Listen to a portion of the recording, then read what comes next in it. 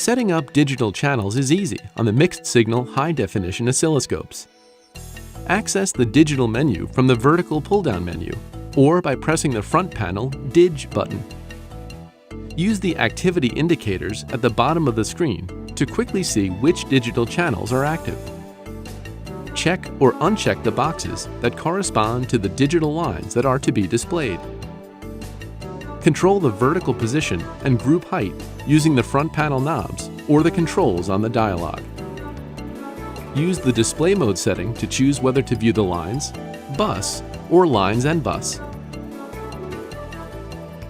The display D0, D7 and D8, D15 shortcut buttons are available to quickly turn multiple channels on or off at the same time.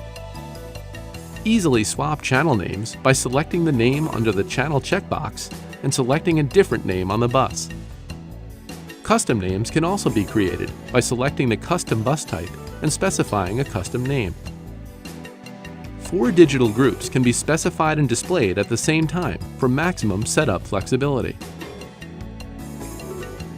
Control the threshold and hysteresis setting from the Logic Setup tab.